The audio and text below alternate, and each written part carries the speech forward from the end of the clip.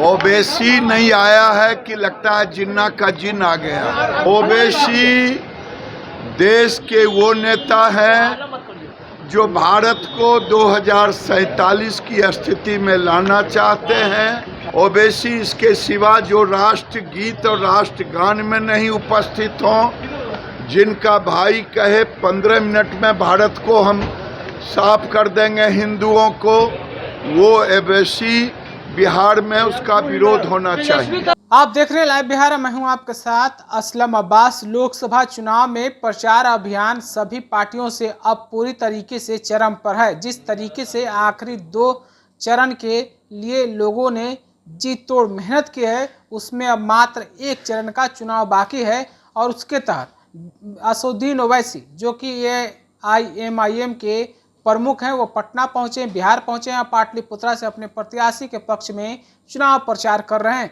लेकिन इसी सवाल पर जब भाजपा के फायर ब्रांड नेता गिरिराज सिंह से पूछा गया तो वो सवाल सुनते ही बमक गए और भारी गुस्सा में कहा, ये जिन्ना का जिन लेकर आया है। कौन है असदुद्दीन ओवैसी, काहे के लिए आया? जरा सुनिए तमगा किस तरीके से तमतमाए हुए हैं गिरिराज सिंह।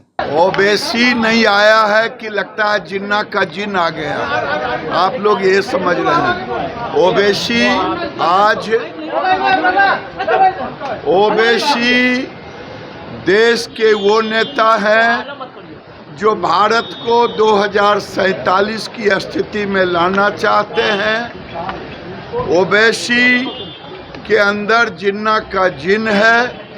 ओवैसी इसके सिवा जो राष्ट्रगीत और राष्ट्रगान में नहीं उपस्थित हों, जिनका भाई कहे 15 मिनट में भारत को हम साफ कर देंगे हिंदुओं को, वो ओवैसी बिहार में उसका विरोध होना चाहिए। तो अभी आपने गिरिराज सिंह को सुना है किस तरीके से असदुद्दीन ओवैसी का सवाल सुनते ही, नाम सुनते ही उनका जो है गुस्सा 7वें आसमान पर पहुंच गया। उन्होंने कहा कि ये जिन्ना का जिन लेकर आए हैं। इस तरीके की जो नफरती भाषा का इस्तेमाल करते हैं, अब देश इनको बर्दाश्त नहीं करने वाला है। साथ ही साथ उन्होंने कहा कि इनके बिहार आने से और जाने से कुछ नहीं होने वाला है। जनता नरेंद्र मोदी के साथ है और 400 पार के जो आंकड़े हैं वो इस बार पूरा होकर रहेगा।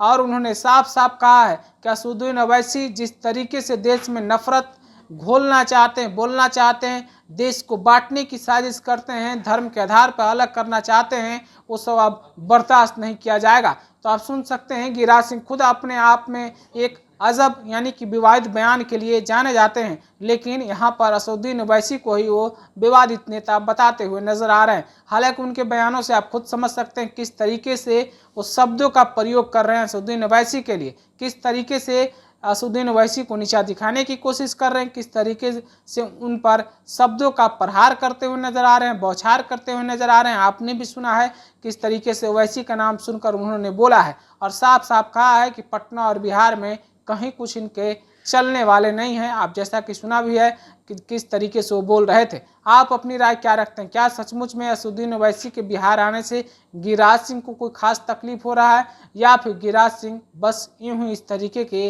विवादित बयान देते हुए नजर आ रहे हैं? असदुद्दीन ओवैसी के बिहार दौरे के बारे में आप अपनी प्रतिक्रिया और गिरिराज सिंह के इस बयान के बारे में जरूर हमें पहुँचाइएगा। आपका बहुत बहुत शुक्रिया। YouTube पर सब्सक्राइब और Facebook पर लाइक जरूर करें।